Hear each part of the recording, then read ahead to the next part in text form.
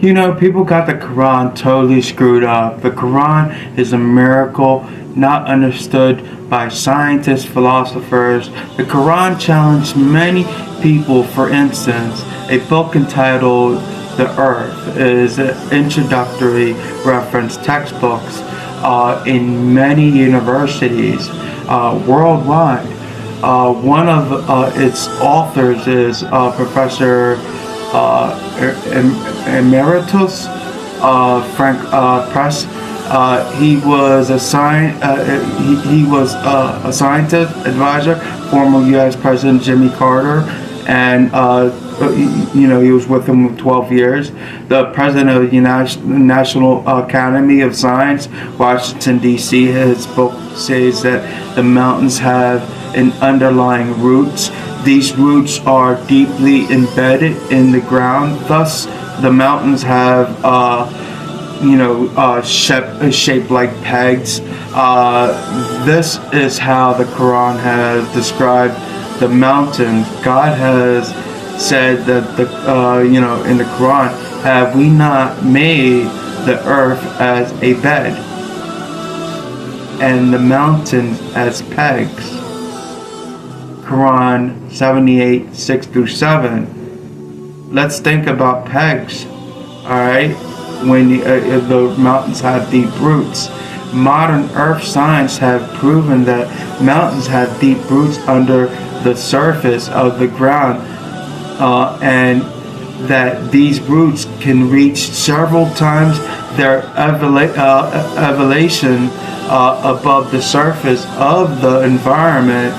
And most of the appropriate word to describe mountains is based on this information in this word peg, since most of the correctly set as pegs is hidden under the ground surface. The history of science tell us that the theory of mountains having deep roots has introduced only a latter of half of the 19th century. Mountains also play an essential role in stabilizing the crust of the earth. They hinder the shaking of the earth. God has said that in the Quran, and He has set firm the mountains in the earth so that it would not shake with you. Quran 16:15. You know, if people would really think about this book, likewise, like the modern science theory of tectonics holds that the mountains work as stabilizers on earth. This knowledge about the role of the mountains as stabilizers for the earth has just begun to be understood in the framework of the tectonic since the late 1960s.